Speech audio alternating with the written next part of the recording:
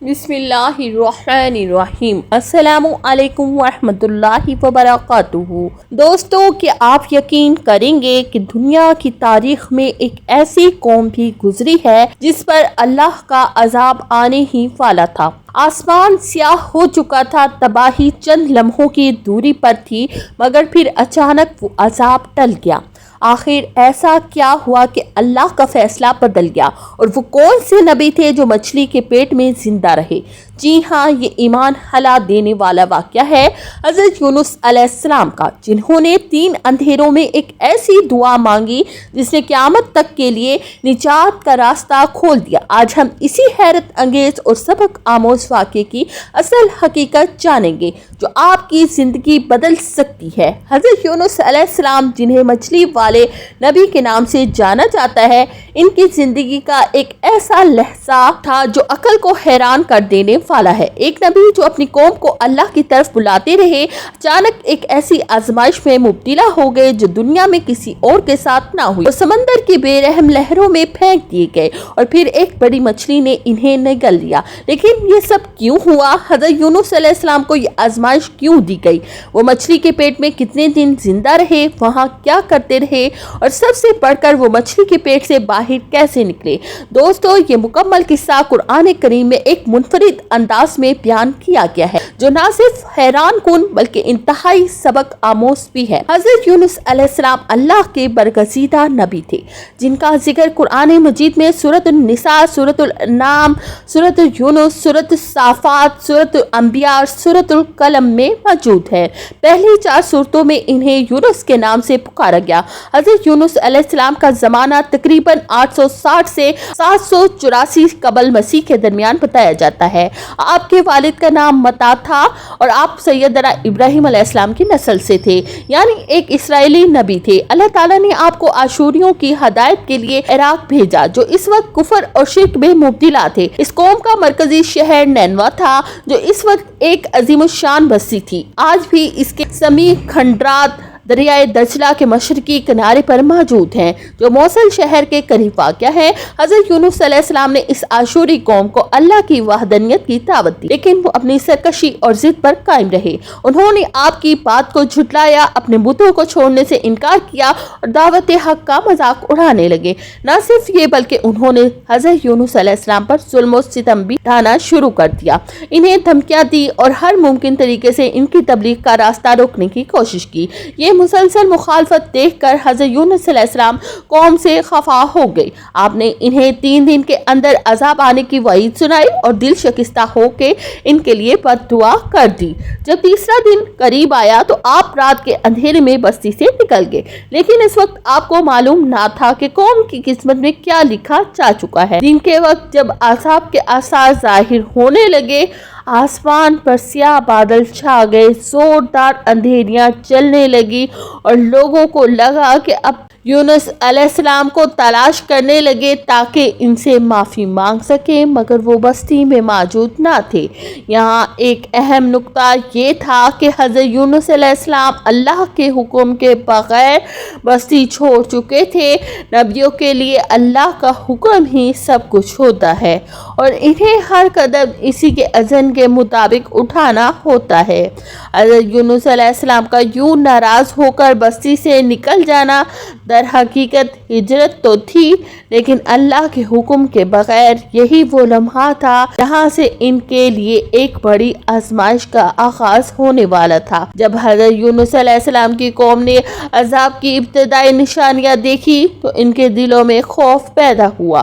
انہوں نے فوراً اپنے گناہوں پر ندامت کا اظہار کیا، توبہ استغفار کی اور اللہ کے حضور گڑ گڑا کر معافی مانگی۔ اللہ کی رحمت کا اصول یہی ہے کہ وہ اپنی مخلوق پر بلا وجہ عذاب نازل نہیں کرتا، بلکہ جب کوئی قوم سرکشی میں حد سے گزر جاتی ہے اور ہر نصیحت کو رد کر دیتی ہے تب عذاب نازل کیا جاتا ہے۔ لیکن نینوا کے لوگوں نے عذاب نازل ہونے سے پہلے ہی سچی توبہ کر لی۔ اللہ نے ان کی توبہ قبول فرما کر انہیں معاف کر دیا۔ ادھر حضرت یونس علیہ السلام جو اپنی قوم کی ہر درمی اور سرکشی سے دل برداشتہ ہو کر نینوا سے نکل چکے تھے، فرات کے کنارے جا پہنچے۔ وہاں انہوں نے ایک مسافروں سے بھری کشتی دیکھی جو روانگی کے لیے تیار تھی۔ حضرت یونس علیہ السلام کشتی میں سوار ہو گئے اور کشتی نے دریائے فرات کے پانیوں پر سفر شروع کر دیا۔ دن بھر سفر پرسکون رہا، لیکن اچانک شام کے وقت سمندر میں طوفان آ گیا۔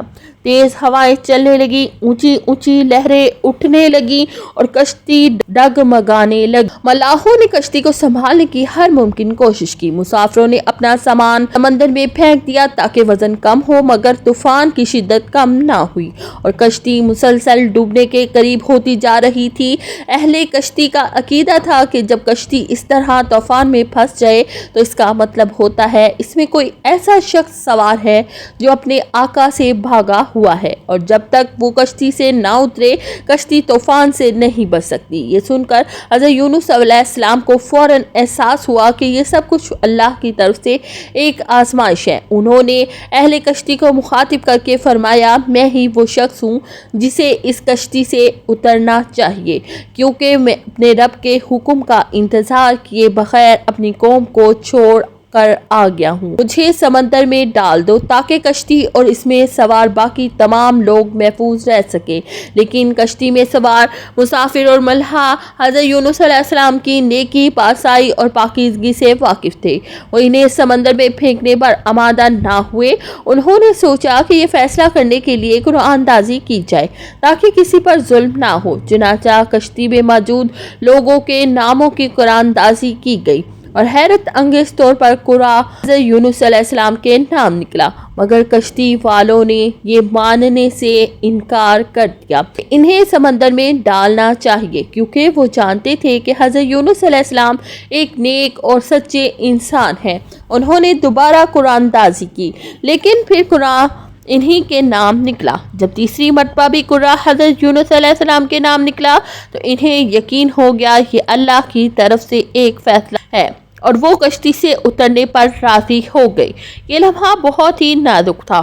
حضرت یونس علیہ السلام کو جیسے ہی سمندر میں کودے، ایک عظیم الجثہ مچھلی جو پہلے ہی اللہ کے حکم کی منتظر تھی فوراً انہیں نکل گئی اور وہ اس کے پیٹ میں چلے گئے۔ یہ وہ مقام تھا جہاں حضرت یونس علیہ السلام کی سب سے بڑی آزمائش شروع ہوئی۔ ان کی دعا اور اللہ پر یقین کا وہ حیرت انگیز واقعہ پیش آیا جسے قرآن کریم میں ذکر کیا گیا ہے۔ دوستو، جب حضرت یونس علیہ السلام کشتی سے سمندر میں کودے تو اللہ تعالیٰ نے ایک بڑی مچھلی کو حکم دیا کہ وہ انہیں نگل لے، لیکن یہ بھی فرمایا یہ تمہاری غذا نہیں، ان کے جسم کو کوئی تکلیف نہیں ہونی چاہیے۔ اللہ کے حکم سے مچھلی نے انہیں نکل لیا، مگر وہ اس کے پیٹ میں زندہ رہے۔ جب حضرت یونس علیہ السلام نے خود کو مچھلی کے پیٹ میں پایا تو انہیں احساس ہوا کہ وہ اللہ کی اجازت کے بغیر اپنی قوم کو چھوڑ کر آ گئے تھے۔ اسی ندامت کے ساتھ انہوں نے اللہ کی بارگاہ میں دعا اور استغفار شروع کر دیا۔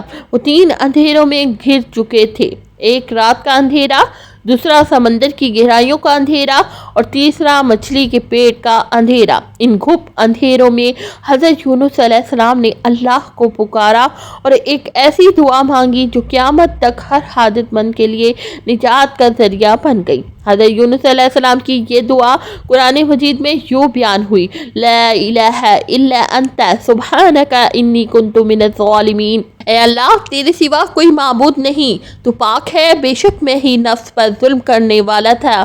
یہ دعا اتنی محبوب ہوئی کہ اللہ تعالیٰ نے اسے قبولیت کی نشانی بنا دیا، بلکہ حضور صلی اللہ علیہ وسلم نے فرمایا کہ جو بھی سچے دل سے یہ دعا مانگے گا اللہ اس کی پکار ضرور سنے گا۔ ابن حاتم کی روایت میں آتا ہے جب حضرت یونس علیہ السلام نے یہ دعا کی تو ان کی آواز آسمانوں تک جا پہنچی۔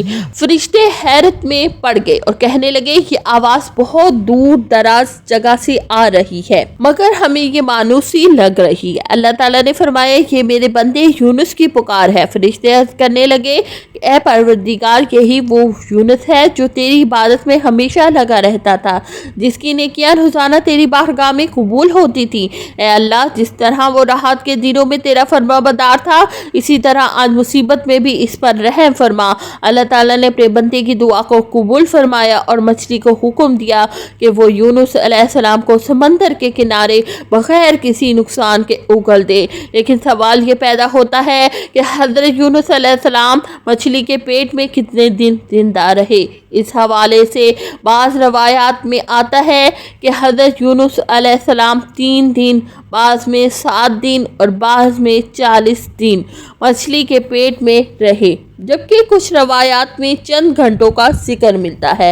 इसी दौरान हज़रत यूनुस अलैहिस्सलाम ने मुसलसल अल्लाह ताला की हम्द सना और इस्तग़फ़ार किया, जैसा कि कुरान मजीद में इरशाद होता है कि उन्होंने अंधेरों में पुकारा, ए मेरे रब, तेरे सिवा कोई मामूद नहीं, तू पाक है, बेशक मैं ही ज़ालिमों में से हूँ। यह तस्बीह हज़रत यूनुस अलैहिस्सलाम की आसी और अंसारी का इजहार थी। अल्लाह ताला ने इनकी दुआ कबूल फरमाई, चुनाचा मछली ने अल्लाह के हुक्म से इन्हें साहिल पर उगल दिया।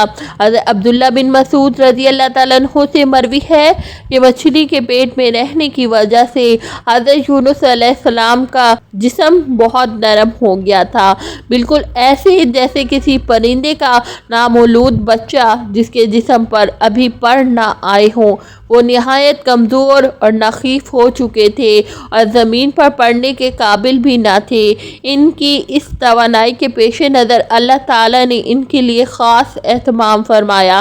साहिल पर एक बेलदार दरख्त उगा दिया। ये दरख्त अल्लाह की रहमत और कुदरत की अलामत था, जो न सिर्फ इन्हें साया फराहम करता बल्कि इनके जिस्म की नरमी और कमज़ोरी को दूर करने के लिए भी एक ज़रिया था। बाज़ मुफस्सिरीन के मुताबिक ये कद्दू का दरख्त था, क्योंकि कद्दू के पत्ते बड़े और घने होते हैं जो न सिर्फ धूप से बचाते हैं बल्कि इनमें ऐसी तासीर भी होती है कि कीड़े मकोड़े इसके करीब नहीं आते। बल्कि हज़रत अबू हुरैरा रज़ी अल्लाह ताला अन्हु फरमाते हैं कि जब मछली ने हज़रत यूनुस अलैहिस्सलाम को खुले मैदान में डाला तो अल्लाह ताला ने आप पर यकतैन यानी कद्दू की बेल उगा दी। इनसे पूछा गया यकतैन किसे कहते हैं? फरमाया कि कद्दू के पौधे को कहते हैं। इसके अलावा अल्लाह ताला ने इनके लिए एक जंगली बकरी भेज दी जो ज़मीन की घास जड़ी बूटियां खाती थी और सुबह शाम आपको दूध पिलाती थी, हत्ता कि आपकी तवानाई लौट आई।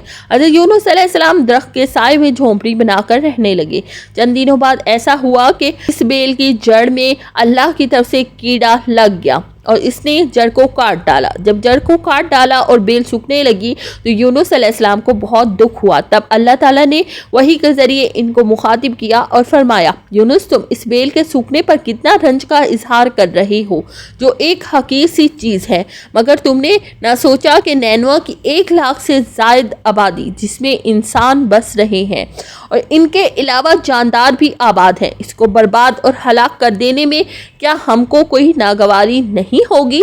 और क्या हम इसके लिए इससे ज़्यादा शफीक और मेहरबान नहीं हैं जितना कि तुझको इस बेल से प्यार है? तो तुम वही का इंतज़ार किए बगैर कौम को बद्दुआ करके इनके दरमियान से निकल आए। दोस्तों, ये तंबिया दरअसल यूनुस अलैहिस्सलाम को ये एहसास दिलाने के लिए थी वो अपनी कौम को छोड़कर जल्दबाजी में निकल आए थे। हालांकि अल्लाह ताला की रहमत बंदों के लिए बहुत वसी है। अल्लाह की रहमत और शफकत ये है कि वो लोगों को तौबा और इस्लाह का मौका देता है और नबियों को भी सब्र हदायत का दर्स देता है। इधर हज़रत यूनुस अलैहिस्सलाम के बस्ती छोड़ने के बाद नैनवा के लोगों पर अचानक हकीकत आश्कार हो गई। इन्हें यकीन हो गया कि यूनुस अलैहिस्सलाम वाकई ही अल्लाह के सच्चे नबी थे और इनकी तंबिया कोई मामूली बात ना थी। ये इन्हें एहसास होने लगा कि जो अजाब इनसे रोका जा रहा था वो किसी भी लम्हे इन पर नाजिल हो सकता है। ये सोचकर पूरे शहर में खौफ व हिरास फैल गया। बादशाह से लेके आम रियासत तक सबके दिल लरसने लगे और इन पर शदीद खौफ तारी हो गया। हर शख्स घबराया हुआ था कि कहीं देर ना हो जाए और अल्लाह के गज़ब का शिकार ना हो जाए। यही सोचकर सब लोग हज़रत यूनुस अलैहिस्सलाम को तलाश करने निकल पड़े ताकि इन्हें पाकर इनके हाथ पर ईमान ले आए और अल्लाह से माफ़ी की दुआ करें। लेकिन जब वो इन्हें न पा सके तो शिद्दत नदामत के आलम में पूरा शहर अल्लाह के हुजूर गिड़गिड़ाने लगा اور ہر شخص رو رہا تھا، توبہ کر رہا تھا اور اللہ سے رحم کی فریاد کر رہا تھا۔ بالآخر بادشاہ سمیت پوری بستی کے لوگ اپنے گناہوں کا اعتراف کرتے ہوئے ہر طرح کی برائیوں سے تائب ہو کر اپنے اہل و عیال اور حتیٰ کہ مویشیوں کو بھی ساتھ لے کر شہر سے باہر نکل آئے۔ وہ کھلے میدان میں جمع ہو گئے اور رو رو کے اللہ سے معافی طلب کرنے لگے۔ ہر شخص کی زبان پر یہی دعا تھی کہ اے ہمارے رب، جو پیغام یونس علیہ السلام ہمارے پاس لے کر آئے تھے، ہم اس پر مکمل ایمان رکھتے ہیں۔ ہم نے اپنی کوتاہیوں کا اعتراف کر لیا ہے، پس تو ہمیں معاف فرما دے اور ہم پر اپنا رحم فرما۔ یہ اجتماعی توبہ اور اللہ کے حضور گڑ گڑانے کی وہ کیفیت تھی جو اللہ کی رحمت کو جوش میں لے آئی۔ اس قوم نے سچے دل سے رجوع کیا تھا، اسی لیے اللہ نے ان کی دعا قبول فرمائی اور ان پر آسمان سے اترنے والے عذاب کو روک دیا۔ وہی لوگ جو چند دن پہلے تک نبی کی تکذیب کر رہے تھے، آج اپنی اصلاح کر چکے تھے اور اللہ کے عذاب سے محفوظ ہو گئے۔ بالآخر جب یونس علیہ السلام مکمل صحت یاب ہو گئے اور دوبارہ تندرست ہو کر کھڑے ہونے کے قابل ہو گئے تو اللہ تعالیٰ نے انہیں نینوا واپس جانے کا حکم دیا۔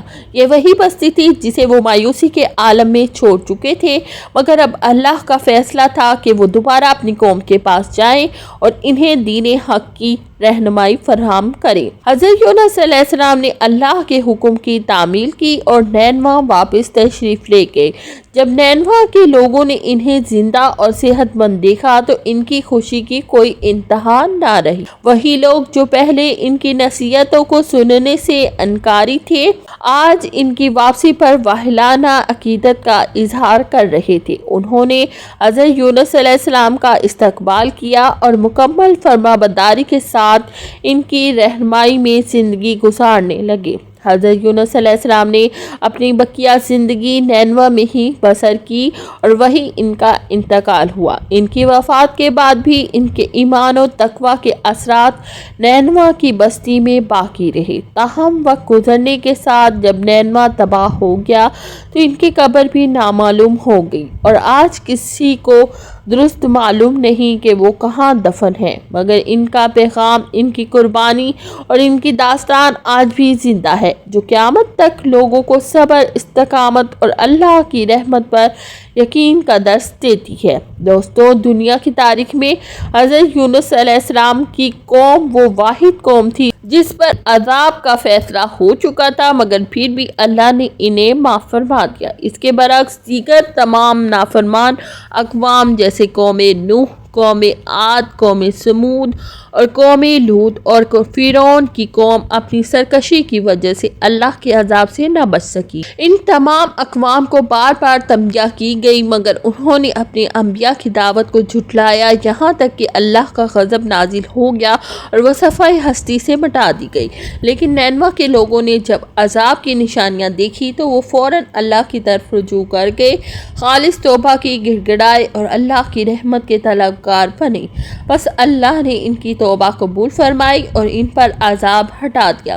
دوستو، نبی کریم صلی اللہ علیہ وآلہ وسلم نے کئی مواقع پر حضرت یونس علیہ السلام کے صبر کا ذکر فرمایا۔ ایک حدیث میں آیا ہے کہ جب نبی صلی اللہ علیہ وآلہ وسلم طائف کے لوگوں کو اللہ کے دین کی دعوت دینے کے لیے تشریف لے گئے، آپ صلی اللہ علیہ وآلہ وسلم نے اہل طائف کے سرداروں سے ملاقات کی اور انہیں اسلام کی طرف بلایا، لیکن انہوں نے نہ صرف آپ کی بات کو ٹھکرایا بلکہ طائف کے شریر لوگوں اور بچوں کو اکسایا کہ وہ آپ صلی اللہ علیہ وآلہ وسلم پر پتھر برسائیں۔ نبی کریم صلی اللہ علیہ وآلہ وسلم پر اتنے پتھر برسائے گئے کہ آپ صلی اللہ علیہ وآلہ وسلم کے مبارک پاؤں زخمی ہو گئے اور خون بہنے لگا۔ آپ صلی اللہ علیہ وآلہ وسلم انتہائی تکلیف میں تھے، یہاں تک کہ جب آپ ایک باغ میں پناہ لینے کے لیے پہنچے تو جسم لہو لہان ہو چکا تھا۔ اس باغ میں آپ صلی اللہ علیہ وآلہ وسلم نے اللہ کی بارگاہ میں انتہائی عاجزی کے ساتھ دعا کی،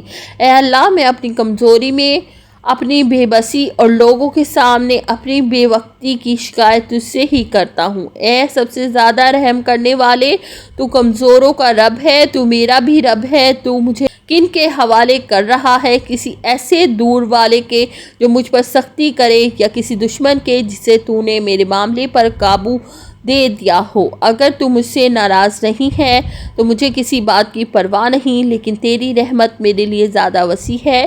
یہ وہ لمحہ تھا جب اللہ تعالیٰ نے حضرت جبرائیل علیہ السلام کو بھیجا، جنہوں نے کہا اگر آپ صلی اللہ علیہ وسلم حکم دے تو یہ پورا شہر پہاڑوں کے درمیان پیس دیا جائے، لیکن آپ صلی اللہ علیہ وسلم نے فرمایا نہیں، بلکہ میں امید رکھتا ہوں کہ اللہ نے ان کی نسلوں میں سے ایسے لوگ پیدا کرے گا جو صرف ایک اللہ کی عبادت کریں گے، اس کے ساتھ کسی کو شریک نہیں کریں گے۔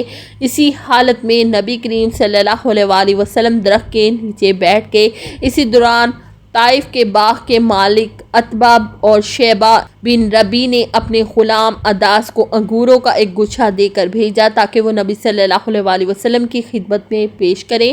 جب عداس نے آپ صلی اللہ علیہ وسلم کو کھانے کے لیے انگور پیش کیے تو نبی صلی اللہ علیہ وسلم نے بسم اللہ کہہ کر کھانے کے لیے ہاتھ بڑھایا۔ عداس حیران ہوا اور پوچھا یہ الفاظ آپ نے کہاں سے سیکھے، کیونکہ اہل عرب ایسے الفاظ نہیں کہتے۔ نبی پاک صلی اللہ علیہ وسلم نے اس سے پوچھا تم کہاں کے رہنے والے ہو؟ عداس نے جواب دیا میں نینوا کا رہنے والا ہوں۔ آپ صلی اللہ علیہ وسلم نے فرمایا نینوا یعنی یونس کا شہر۔ یہ سنتے ہی عداس حیران ہو گیا اور کہنے لگا آپ یونس علیہ السلام کو کیسے جانتے ہیں؟ نبی کریم صلی اللہ علیہ وسلم نے فرمایا وہ میرے بھائی تھے، وہ بھی اللہ کے نبی تھے اور میں بھی اللہ کا نبی ہوں۔ یہ سنتے ہی عداس فوراً نبی صلی اللہ علیہ وسلم کے ہاتھوں کو چومنے لگا اور اسلام قبول کر لیا۔ یہاں ایک اہم بات یہ تھی کہ نبی صلی اللہ علیہ وسلم نے طائف میں پیش آنے والی مصیبتوں کے باوجود حضرت یونس علیہ السلام کی آزمائش کو یاد کیا اور صبر کیا۔ حضرت یونس علیہ السلام کو مچھلی کے پیٹ میں صبر کرنا پڑا اور نبی صلی اللہ علیہ وسلم نے طائف کی وادی میں صبر سے کام لیا۔ آپ صلی اللہ علیہ وسلم اس موقع پر بھی اللہ کی رحمت سے مایوس نہیں ہوئے اور اسی صبر و استقامت کی وجہ سے اللہ تعالیٰ نے آپ کی دعوت کو کامیابی عطا فرمائی۔ دوستو یہاں پر یہ بات بھی واضح کر دوں کہ حضرت یونس علیہ السلام کا ذکر قرآن مجید میں تو کئی مقام پر آیا، لیکن احادیث میں بھی ان کے حوالے سے کچھ واقعات فرامین موجود ہیں۔ نبی صلی اللہ علیہ وسلم نے حضرت یونس علیہ السلام کی آزمائش، ان کی دعا، ان کے مقام کے بارے میں مختلف مواقع پر گفتگو فرمائی۔ حضرت سعد بن ابی وقاص رضی اللہ تعالیٰ عنہ سے روایت ہے کہ رسول اللہ صلی اللہ علیہ وسلم نے فرمایا کہ حضرت یونس علیہ السلام کی جو دعا انہوں نے مچھلی کے پیٹ میں مانگی تھی، جو مسلمان کسی بھی پریشانی میں یہ دعا کرے تو اللہ تعالیٰ اس کی دعا کو قبول فرمائے گا۔ یہ حدیث اس دعا کی فضیلت کو ظاہر کرتی ہے اور سکھاتی ہے کہ اگر کوئی مشکل میں ہو تو حضرت یونس علیہ السلام کی دعا کو اپنا ورد بنائے، کیونکہ یہ دعا قبولیت کے دروازے کھول دیتی ہے۔ روایت میں آتا ہے کہ حضرت یونس علیہ السلام کا نبی صلی اللہ علیہ وسلم سے بہت گہرا تعلق تھا۔ نبی اکرم صلی اللہ علیہ وسلم نے فرمایا کہ کسی کو یہ زیب نہیں دیتا کہ وہ مجھے یونس بن متا یعنی یونس علیہ السلام سے افضل کہے۔ یہ حدیث حضرت یونس علیہ السلام کے مقام و مرتبے کو واضح کرتی ہے کہ وہ اللہ کے برگزیدہ نبیوں میں سے تھے اور نبی کریم صلی اللہ علیہ وسلم نے ان کی تعظیم و احترام کا حکم دیا۔ نبی کریم صلی اللہ علیہ وسلم نے ایک مرتبہ اپنے صحابی کو یا ابن ام یونس یعنی اے یونس علیہ السلام کی والدہ کے بیٹے کہہ کر بلایا، حالانکہ وہ حضرت یونس علیہ السلام کے حقیقی بھائی نہیں تھے۔ یہ الفاظ نبی کریم صلی اللہ علیہ وسلم کی محبت اور انبیاء کرام کے آپس میں بھائی ہونے کی طرف اشارہ کرتے ہیں۔ بعض علماء کرام کا کہنا ہے کہ نبی صلی اللہ علیہ وسلم نے اس شخص کو حضرت یونس علیہ السلام کی تشبیہ دی ہو، کیونکہ وہ یا تو کسی آزمائش سے گزرے یا کسی معاملے میں حضرت یونس علیہ السلام سے مشابہت رکھتے تھے۔ اس انداز تخاطب سے نبی صلی اللہ علیہ وسلم نے حضرت یونس علیہ السلام کی عظمت اور مقام کو بھی نمایاں کیا، کیونکہ قرآن مجید میں اللہ تعالیٰ نے ان کا ذکر نیک بندوں میں فرمایا۔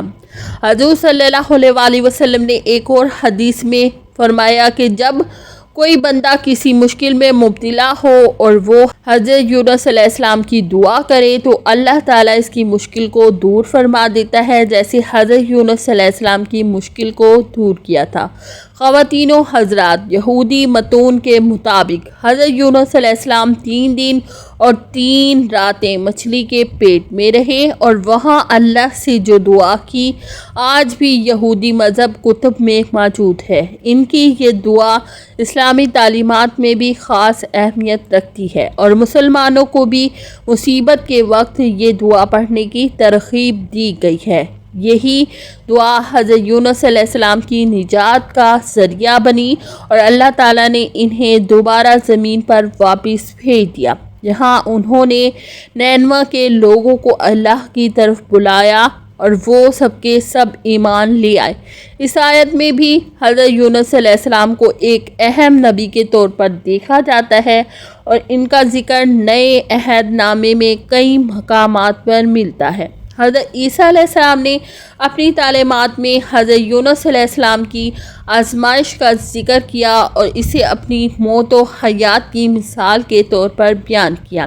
انجیل میں مذکور ہے کہ حضرت عیسیٰ علیہ السلام نے فرمایا کہ جیسے یونس 3 دن اور 3 راتیں مچھلی کے پیٹ میں رہا، اسی طرح ابن آدم 3 دن اور 3 راتیں زمین کے اندر رہے گا۔ اسی آیت میں حضرت یونس علیہ السلام کے قصے کو گناہوں سے معافی سے نجات کے استعارے کے طور پر دیکھا جاتا ہے اور ان کی قوم کی اجتماعی توبہ کو حضرت عیسیٰ علیہ السلام کے پیغام سے جوڑا جاتا ہے۔ یہودی مذہب میں حضرت یونس علیہ السلام کے واقعے کو یوم کپور کے موقع پر خاص اہمیت دی جاتی ہے، جو کہ گناہوں کی معافی اور توبہ کا دن سمجھا جاتا ہے۔ اسی موقع پر یہودی حضرت یونس علیہ السلام کے واقعے کو بطور مثال پیش کرتے ہیں۔ اگر پوری قوم اجتماعی توبہ کرے تو اللہ کی رحمت نازل ہو سکتی ہے۔ اسی طرح اسلامی تعلیمات میں یہ تصور موجود ہے کہ جب انسان سچے دل سے اللہ کی طرف رجوع کرتا ہے تو وہ بخشش اور رحمت سے نوازا جاتا ہے، جیسا کہ نینوے کی قوم کے ساتھ ہوا۔ اگرچہ یہودیت اور عیسائیت میں حضرت یونس علیہ السلام کے قصے میں کچھ مختلف تشریحات پائی جاتی ہیں، لیکن ان کا بنیادی مقصد تینوں مذاہب میں یکساں ہے۔ اللہ کی رحمت بے پایاں ہے اور سچی توبہ ہر آزمائش سے نجات دلا سکتی ہے۔ مذہب اسلام میں حضرت یونس علیہ السلام کی کہانی کو صبر، دعا اور اللہ پر مکمل بھروسے کی علامت کے طور پر بیان کیا گیا ہے اور ان کی دعا کو مصائب اور مشکلات سے نکلنے کا بہترین ذریعہ سمجھا جاتا ہے۔ دوستو، حضرت یونس علیہ السلام کا یہ واقعہ ہمیں ایک بہت بڑی حقیقت سکھاتا ہے کہ اللہ کی رحمت اس کے غضب پر غالب ہے، لیکن شرط یہ ہے کہ بندہ سچے دل سے رجوع کرے۔ ایک پوری قوم صرف اس لیے بچ گئی کیونکہ انہوں نے وقت پر توبہ کر لی اور ایک نبی کو بھی آزمائش کا سامنا کرنا پڑا کیونکہ انہوں نے جلد بازی کی۔ اس سے ہمیں یہ سبق ملتا ہے کہ زندگی میں چاہے کتنی ہی بڑی مشکل کیوں نہ آ جائے، ہمیں کبھی بھی اللہ سے مایوس نہیں ہونا چاہیے، بلکہ عاجزی، صبر اور سچی توبہ کے ساتھ اس کی طرف رجوع کرنا چاہیے، کیونکہ اللہ وہ ہے جو اندھیروں میں پکارنے والے کی آواز بھی سن لیتا ہے اور ناممکن کو ممکن بنا دیتا ہے۔ پیارے دوستو، امید ہے کہ آج کی ویڈیو آپ کو پسند آئی ہوگی، اس سے آپ کو مفید معلومات ملی ہوگی۔ اگر یہ ویڈیو آپ کو پسند آئی ہے تو اسے لائک اور شیئر ضرور کیجیے گا تاکہ یہ علم دوسروں تک بھی پہنچ سکے اور کسی اور کے لیے فائدہ مند ثابت ہو۔ ساتھ ہی ہمارے چینل کو سبسکرائب کر لیجئے تاکہ آئندہ آنے والی مزید دلچسپ اور معلوماتی ویڈیوز بر وقت آپ تک پہنچ سکے۔ دعا کیجئے اللہ تعالی ہم کو اپنا نیک اور برگزیدہ بندہ بنا لے اور نبی صلی اللہ علیہ وسلم کے سچی اتباع نصیب فرمائے۔ اجازت دیجئے اگلی ویڈیو تک، اللہ حافظ۔